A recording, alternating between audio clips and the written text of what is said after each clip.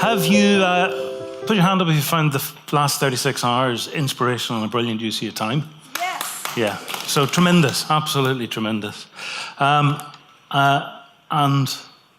tremendous leadership by Jan, who isn't here right now, but of course is here.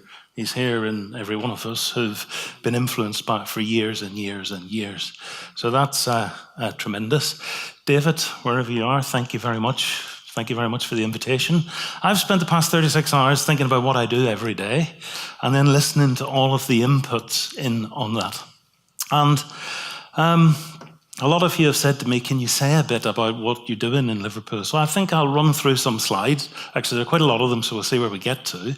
But I'd like to run through them, explain our philosophy, but stop and think about the inputs that I've personally had in this.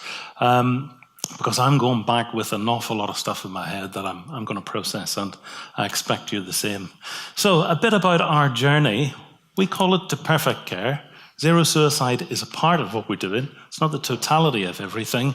And for me, that's sort of lesson one, is that we need to fix this, position it, sometimes inside a bigger story. Not every clinician in my organization will deal with patients who are suicidal.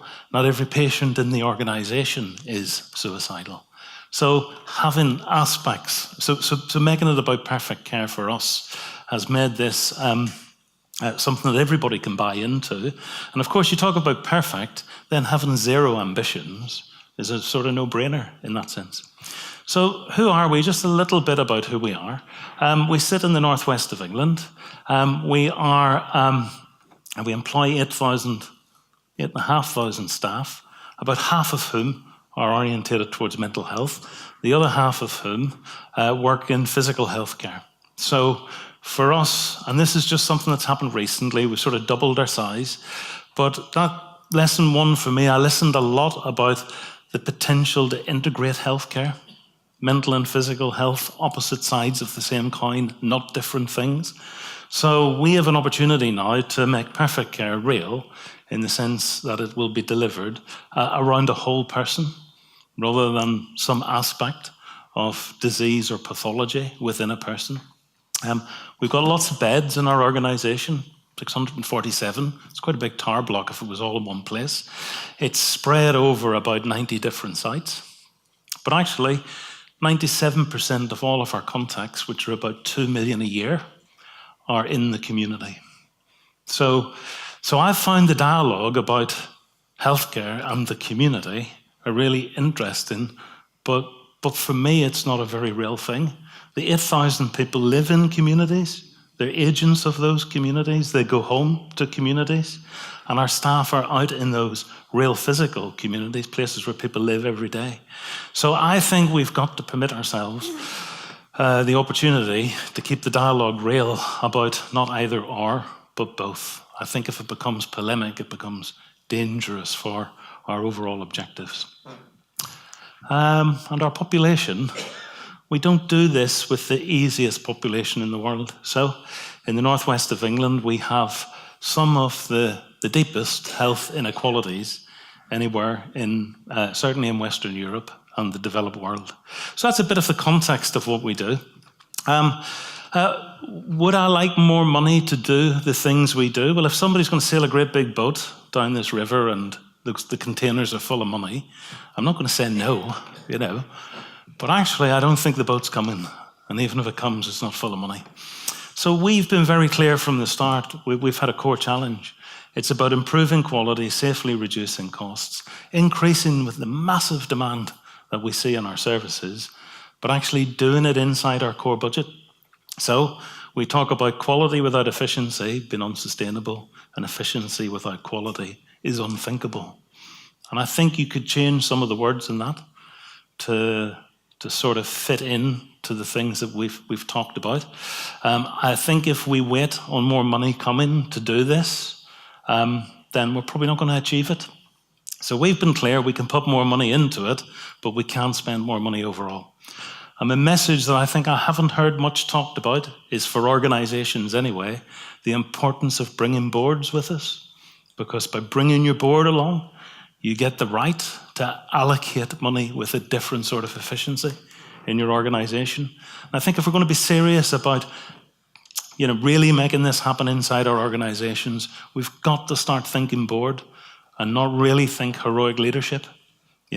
Great people with great ideas, full of passion. Of course you need that. But you need boards totally and properly signed into this. And our board has met the strategic challenge by having a very simple strategic framework. This is something, if you go into Mersey Care, you'll see it on every wall. Every team will talk about this, and they'll talk about it in a way, because we set our objectives from this, we set our annual plan from it. This is a unified piece of work carried out by the board. But we said the colourful bit's lovely, but one day we said to ourselves, what would an organisation that was delivering all of these things feel like? And that, shortly after Ed Coffey visited it, we talked about perfect care. And then it's just a quick hop to say, well, in a system, a mental health system, what would perfect care look like? Well, I think one in which patients kill themselves in your care is an imperfect system. So that got us very quickly to zero suicide. We also have zero restraint, physical and chemical. We have 100% cardiovascular monitoring for our patients. So that very quickly brought alive the notion of what these BHAGs are all about. So I go back again to say, I think I'd like to hear more conversation, maybe next time, about how we safeguard these ideas inside boards, and how we safeguard people who are going to do the change on the front line and who take all the risks in reality, but we need to safeguard them by great board governance. I've been blessed with a great board that allows me to do that. Right. Other thing then, we've thought very definitely about 5 packets in which we do things. Mindset, capability, practices, accountability, and outcomes. We start at outcomes and work through. So for us, we wanted to know the system we wanted to live in and work in. So for us, no suicide's a great outcome. I think the temptation is to spend most, if not all, of the time in the practices bit. And I was struck yesterday by Gerard's comments about a risk controlling system versus a commitment system. And by getting in at practices all the time, you get a risk controlling system, I think. I've seen it many times in my career where you go for the easy to reach fruit, and then actually your performance plateaus very, very quickly, versus one that's built on commitment, a commitment to an outcome that everybody can sign up to, then an accountability, a capability, and a mindsets approach. And we've spent a lot of time in all 5 areas. And I think we maybe need to reflect around some aspects of the declaration, or at least the detail under the declaration, as to what this might mean. So that's been a big thing for me to think about. I'll skip that one. So we've summarized our approach by 3 headlines, which have really come back all 36 hours at me. I keep replaying these in my head. So the first is our approach is about having foresight. That's about the system we want to be in. Zero suicide, zero restraint, some of the other things. So a system with foresight. Are we clear enough about the narrative that we want to produce to bring people along? I thought yesterday and this morning was really interesting in all of those discussions, but I spent quite a bit of time confused about what the narrative was. So we've got to do something about that, I think.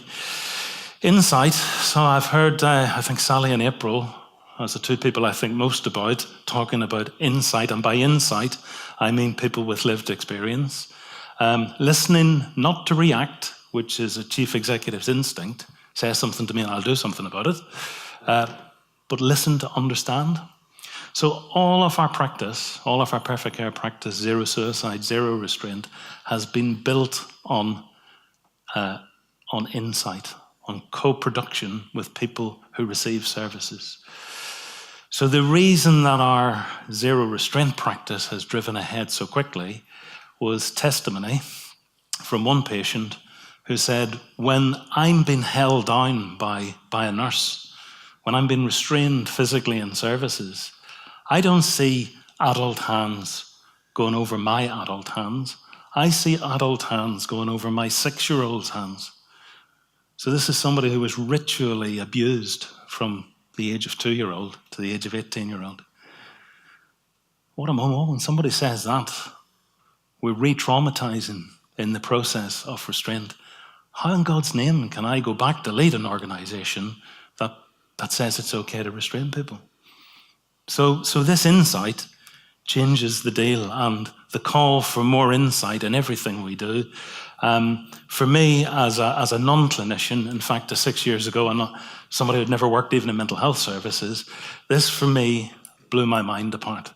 And I think if we use this opportunity to think about insight differently, we will do something wonderful on the global stage. And lastly, oversight. So the stuff that Sid Decker started to talk about yesterday, about openness and transparency.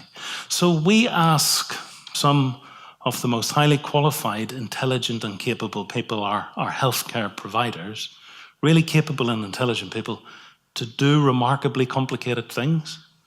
And we expect them to go, yeah, okay, no problem. It's a bit risky and my reputation rides on it and I could go to court and I could be sued, but yeah, I'll do it for you. You know, it doesn't work like that, does it? So we need to have a system that's open, based on transparency, based on candor, and is safe to create change. So I'm going to talk a little bit about all three aspects of this in terms of work we've done and what the last 36 hours have meant to me. So a bit about foresight. This is our trust-wide reduction in physical restraint. I show it because we've made a lot of progress in this area.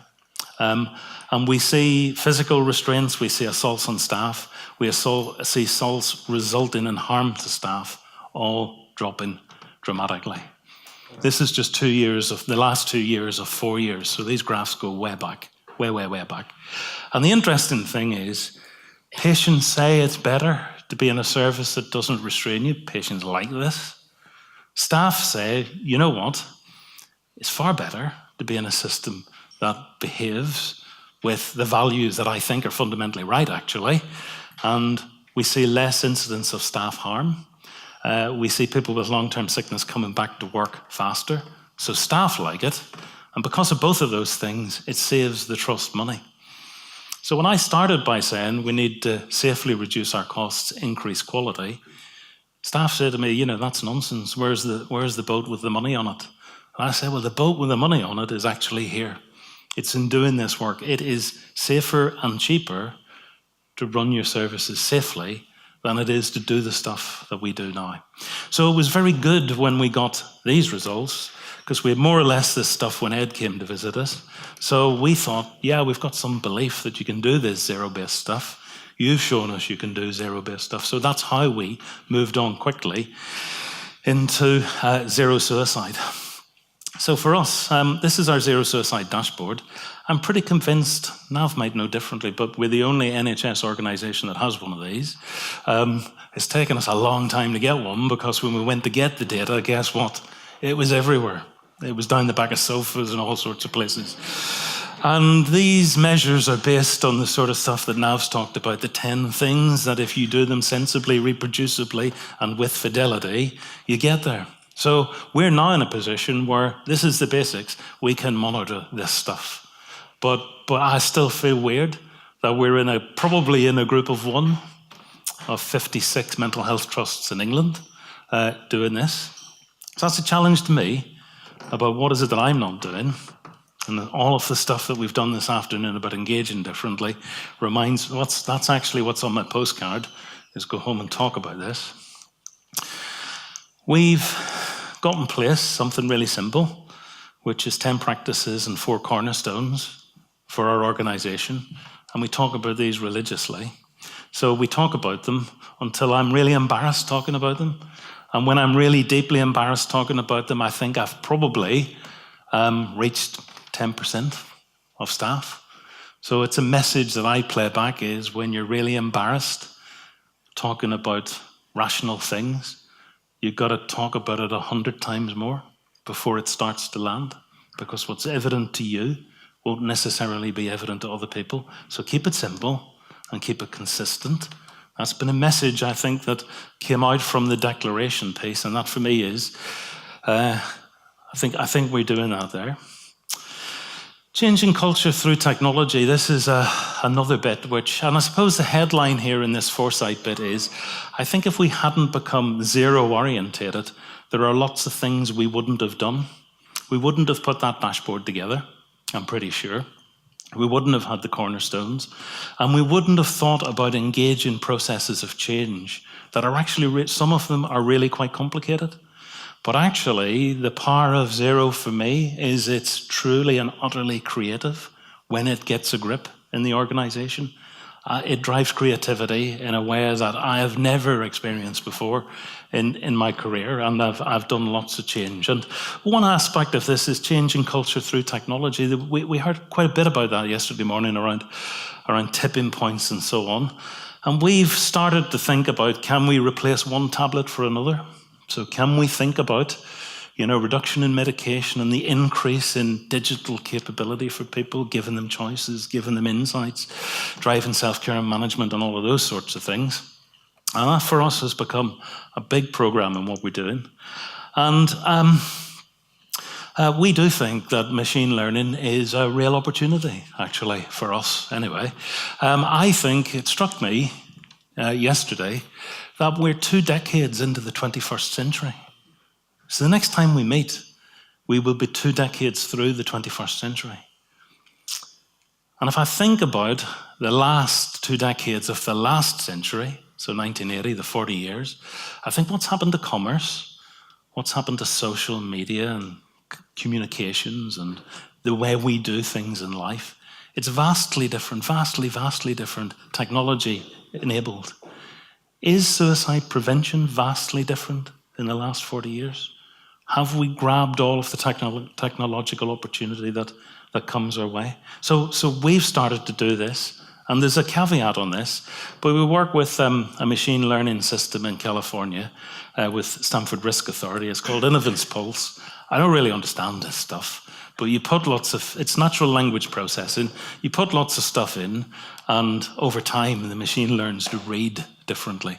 Now, risk, we have always in the health service said, don't write too much. Write it in a particular format and keep it very tight, because actually we need consistency across all of these things. And I think what natural language processing offers us is an opportunity to write more, not less, to put all of the things into notes that are really, really important and try and absorb the learning and try and compute a different view of risk on that basis. So every incident I look at, every death I've looked at and reviewed, I see the same things. I see a mass of information. I see a remarkable moment if an MDT gets everything in front of it that it needs at the time to make the right judgments, because there's lots of plates spinning there. I don't know about you, but I barely remember my name from day to day now, but I can contain more of 4 or 5 key things in my head at any one time. It might be to get at risk, we need to have several hundred things in our head. That's not a human function. That needs to be an assisted function. This doesn't replace our clinicians, it augments our clinicians. And we've already seen the signal to noise ratio change in some of the data sets we've been looking at because we're able to pick this up very differently. Predictive analytics for us, I think, is the other place we want to go to. So this is an app, again, with Stanford in California, where we're encouraging people to journal. We're encouraging them to offer us their social media so we can look at it with their permission. And we can see probability points rise and increase over time so that as we measure what goes on, including what their friends and their family are indicating or important to them, then we have an opportunity, I think, to anticipate risk in a very different way. So this is now recruiting into a clinical trial. Skip some of this. Insight. So what do we mean? Well, the health service is great at precision. Yeah, perfect at precision. And sometimes lousy at significance. So that's what we really want to have, is the look out moment, not actually there's a great big heavy thing about to fall. And I think this is the benefit of co-production insight with users and carers, and it drives things in a remarkably different way. Two things it's done for us. A life rooms model, so it is forcing us by demand to move into social prescribing, to move into really life in communities, life beyond diagnosis, life beyond disease. And we find this hugely, hugely enabling for people who have been disabled, I think, by traditional health services, that they more or less bounce off all the time. And the other thing is, we said, can you, by any chance, help us with awareness training for our staff? We thought about training everybody in our organisation on basic suicide awareness training. It was going to cost a fortune. I just couldn't afford to do it. And a bunch of staff and a bunch of bereaved people or suicide survivors said, we'll do something that is mobile phone enabled, will cost next to nothing and take 20 minutes. So we said, okay, give it a go. And they produced something that's absolutely wonderful. It talks through about preventability and accountability. It talks about impacting on all. And it talks about suicide as a personal issue. So it goes from the science to the emotion. It uses personal stories to engage. It presents scenarios and coaching, which is really important, and people really like that. And really critically, it says see, say, and signpost. So it doesn't leave people not knowing. Now, the critical bit for us is we have 2,800 staff in the Trust having done this. There are already nearly 20,000 people nationally through the Zero Suicide Alliance have done this. But here's what it says. Is suicide a selfish act? Before and after. Professionals on the left, before and after. Then corporate staff, before and after. Look at the shift. Look at the shift. Is it a selfish act? Is suicide inevitable? Look how many professionals thought it was inevitable before. Look how many after. And then corporate staff. 20 minutes, a big shift, 2,800 people. Now, the critical thing is, that helps us internally, but these people go home to that other place, communities, and they become agents to spread this change. And they give this to their families. That's why we've now got over 20,000 people doing this. So this, for me, is some of the simple stuff we can do rapidly, and which I think I've heard people say, call out really loud, we need to do more of this. So last bit, oversight. I'm going to run through this really, really quickly, but this is the just culture piece that Sydney talked about. Really, this bit surprised me. I'm not really sure I understood the need for it at the time, but this has been a deep seam of important stuff for us. It's not a blame-free culture, not at all. But it does say, ask what and how, don't ask who. That's our simple byword every time. What and how, don't ask who. And it's really easy in your executive team meeting to say, who the hell was behind that? You know, we all do it. And it's interesting now as an executive team we say, that's not just, that's not fair. So we go back, we remind ourselves all the time. We don't have this perfect, but we remind ourselves all the time. Couple of things that were really important in red. We were disciplining people with no cause. 50% of people were disciplined. And then we said, guess what? There's no case to find against you. These people themselves became suicidal during those disciplinary actions. And this is a mental health trust. Seriously? So, what we were being told loud and clear was, because you do this to us and because we don't trust you, actually, we don't want to talk to you when things go wrong, because you're going to discipline us again. I used to show up when we had big incidents in the trust, and people would say, somebody's going to be suspended and disciplined today. I was just going to lend support. That's what I thought I was doing. But I may as well have come in on a horse and a big black cloak and, waving a sword. That's what they saw. That's not good. And this was the clincher. We asked an independent organisation to come in and talk to 400 of our senior staff and say, what's this place like? So 50% said, when something goes wrong, we've got fear, blame, shame, consequence, and dismissal. Lack of support from the trust is adversarial. So when I read that, that was one of the unhappiest moments in my professional life as a leader, to see that. But you can either get angry about it or you can do something with it. People said, it's perception. Because I don't think we're unfair people. None of us come to work to be unfair people. But perception's reality. If I'm asking you to lead a change process, and in the back of your head you're thinking, if this goes wrong, I'm for the chop. So that's why I think, Nav, lots of the stuff that you guys produce for us, which I think is the best in the world, doesn't get enacted on the ground because there's a risk to change. And that risk, for some people, they see that as a potential career-ending risk. So this was massive for us.